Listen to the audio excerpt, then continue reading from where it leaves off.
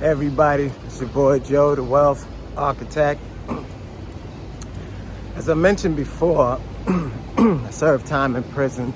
In fact, I did serve 25 years. I went in as a young man, 21 years old, and came out 46, believe it or not. And one of the things that I knew to be the case, but I saw firsthand, was that freedom ain't free, as they say. Right? It costs money to be free, to have any decent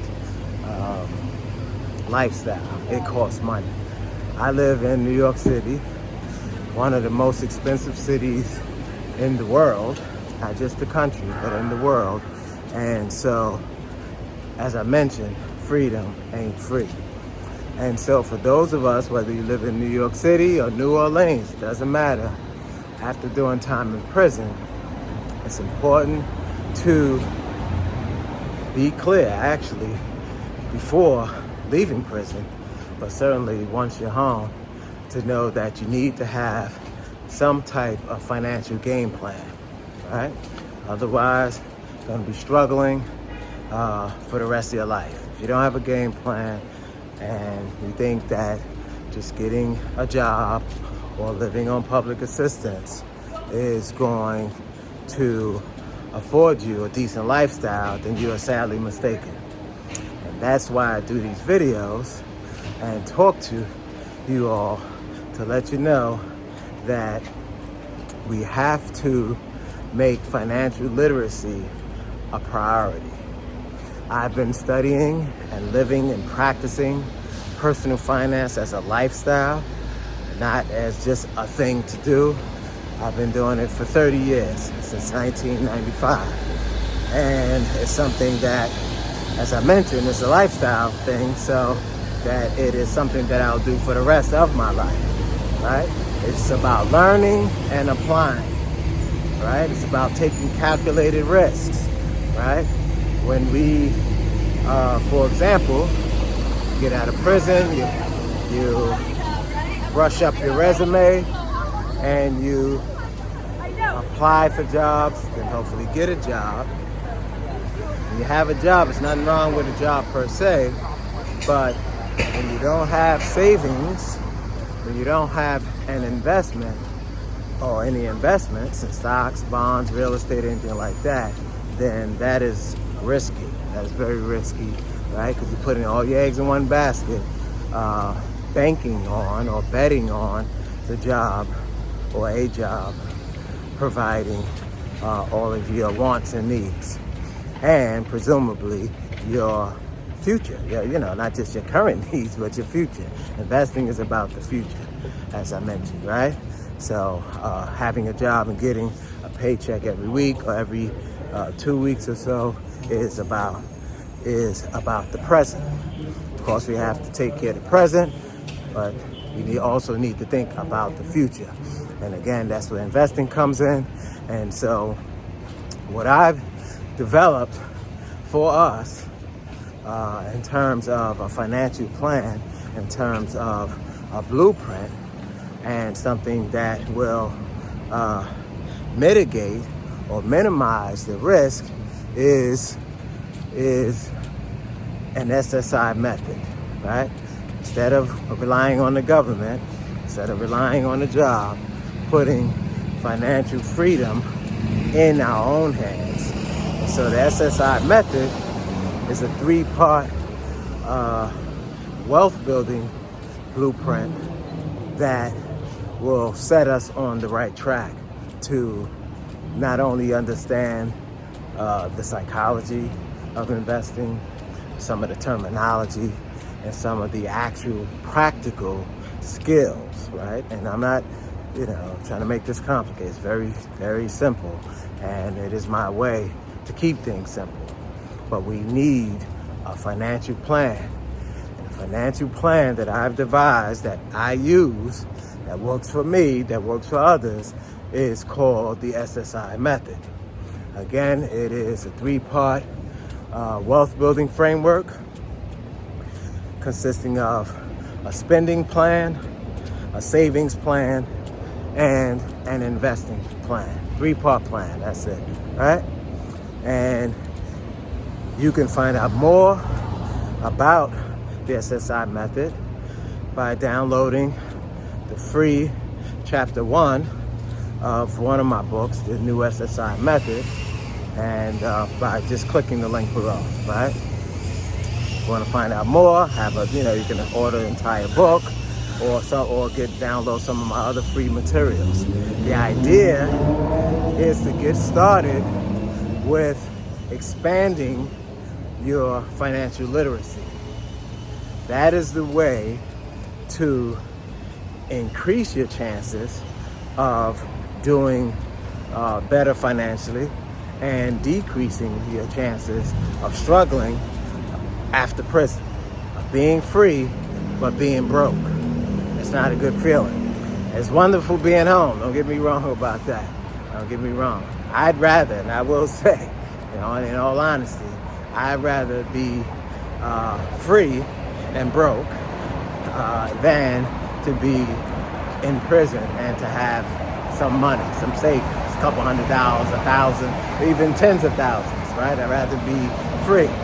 But that's not what we're talking about. What we're talking about is being free physically and being financially free, right? That is the name of the game. Not just being free and broke and struggling and feeling depressed and feeling, like there's no way out of this cycle of poverty, but instead having a sense of, like I said, not just physical freedom, but financial freedom. And it's a journey, as I said, it's a lifestyle, so it's a journey. It doesn't happen overnight, but it can start as soon as you are ready to start. And my hope is that you can start today, if you haven't, by, like I said, downloading the new SSI Method, chapter 1 of the book, for free, and getting a take on what this method is all about, what this financial framework is all about, and really thinking about how important it is to have a financial plan. That's the key. If you do not have a plan, then you plan to fail, right? Then you are leaving things to chance, hoping that things will just all work out because you're a good person, you've helped a lot of people, whatever narrative you want to tell yourself. That's not the way it works, right? Without action, there's nothing happens, right? Whatever we put in is what we get out. We put nothing in, we get nothing out. That's the name of the game. And so I have made it my life avocation, so to speak, my mission to not just keep the information to myself, but to share it with the world, right? Particularly the people who have been incarcerated or impacted by the criminal justice system, to teach us a different way of thinking about money, thinking about ourselves in relation to money, and thinking, and not just thinking, but also behaving differently, right? Developing new relationships with money, right? So that is, as I mentioned in previous videos, that we're not operating out of pain and spending emotionally, right? That's part of what I mean when I say that behaving differently with money. If you think differently about money, when I started many years ago in this way of living, I did not respect money. I didn't know that. I just operated that way. So that when I made fast money, for example, as a young person prior to incarceration, I spent it just as quickly. I didn't save. I was not a saver. I had a bank account when I was in my late teens in college. I've had a couple of bank accounts after that. Maybe have $1,000 in there. Didn't save a lot and didn't invest anything, not a dime, right? So when I got incarcerated, for example, in 1992, right, as a 22-year-old, 21 going on 22, I had no savings. no savings, absolutely no savings that I could call on to get an attorney. Many of you can relate to this, right? So made all this fast money, took trips, bought a vehicle, spent lavishly, so to speak. But then when I got arrested, I had nothing to show for it, right? And it wasn't until years later that I began to experience the full weight of incarceration and how I had nothing, no money, very little money initially for commissary, just basic stuff. And here I was, this person making fast money in the streets, and I'm struggling to get commissary. It was the worst feeling at the time. It was one of the worst feelings in my life, right? Couldn't call on anyone. My so-called friends were doing them. We know the drill. We know how this goes. And so I vowed to myself, never again. Never again will I be broke. I didn't like the feeling of being broke. I didn't like the feeling of being dependent and having to reach out to people while incarcerated and ask my friends to send me money because I didn't have any money. It was pitiful, to be honest, when I look at it now, right? And so I vowed to never be broke, which meant that I had to save more. I had to think differently about money. And that's how my journey began, not so much in terms of financial literacy, but in terms of behaving differently when it came to money. In 1994 is when I started reading up about personal finance and entrepreneurship. I took to it readily and I said, this is it. This is it. This is what I've been missing. One of the things that I've been missing in my life. And since then, it has changed my life. Changed my relationship with money. I became a serious saver, became an investor, became a teacher, and it has changed my life and so many other people's lives. I'm happy and proud to say that. My point, though, is that without a game plan, without a financial game plan, just being free, just getting out of prison is not enough. Free and broke is not an option. It's not an option for me, and it should not be an option for you. I'm gonna say that again. Free and broke is not an option. Like struggling from day to day, week to week, not knowing if you're gonna have enough money to keep a roof over your head, to get groceries, to get decent clothing for a job interview, all of those type of things. Money, certainly, as we were taught growing up, doesn't grow on trees. It grows from our mindset, right? It grows from our mindset, meaning the way we think is going to determine whether or not we have money and we will continue to have money and whether money will work for us. Money grows from our mindsets. It grows from the people in our lives, the connections we make, right? Having people with the right mindset as well. So that's where money grows from. No, it doesn't grow on trees. It grows from the way we think.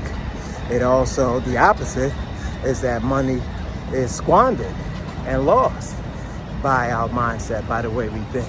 So it goes both ways. So it really behooves us to really have the right mindset.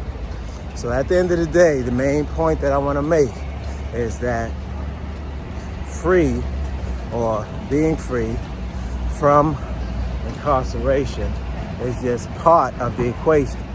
The other part is having a financial plan, a real serious financial plan. Doesn't take a lot of time. We spend a lot more time planning a trip. We spend more time going out, planning a date, and a whole bunch of other things, right? Watching movies, Netflix, all these things. So it's not like we don't have the time, right? If we spent 15 minutes and half hour a day, and it doesn't even require that amount, but if you did, the compound that you would gain from it would be incredible. 15 to 30 minutes a day watching YouTube videos, including mine, right? Commenting on it, asking questions, reading books, reading newspaper articles. That's how I started, reading books and newspaper articles while incarcerated. And if I can do it, you can do it. We have so many more resources at our disposal out here than we had inside. So it's no excuse, right? Didn't have the internet while, incarcerated. Certainly not in New York State. I don't know about other states, right? So didn't have access to all those, things that could be helpful and that could have better prepared us financially, once we got out. We didn't have those things. Now that we're home, we have them at our disposal. We should not be intimidated by this stuff. It's just information. It's just information. And the thing is to start small, think big, but start small. The key is to start. Just like for me, it took me a while, to be honest, to get out of my way and to really make it a habit of doing these usually early morning videos, talking to you guys, right? The whole thing was I had to get out of my way and stop thinking it had to be perfect, it had to be like this or that or whatever case may be, and to just start. So I urge you to just get started and learn, more about personal finance. And you can start with downloading my guide, the chapter 1 of the new SSI Method. Again, it's free. SSI Method stands for having a spending plan, a savings plan, and investing plan. This is not rocket science, people. It's not rocket science, right? Anybody of average intelligence and who is thinking about their future and not just the present can do very well by getting started with reading about personal finance, becoming literate, and actually putting in the work, investing, right? You can start with as little as $50, $25. That's not an exaggeration, right? There are many mutual funds, ETFs, index funds, those type of things that have no minimum requirement. No minimum means just that. No minimum, meaning you can start with $10, $20, $30, $100, whatever. The point is to get started, all right? So with that said, this is your boy, Joe, the Wealth Architect. And until next time, let's get this money.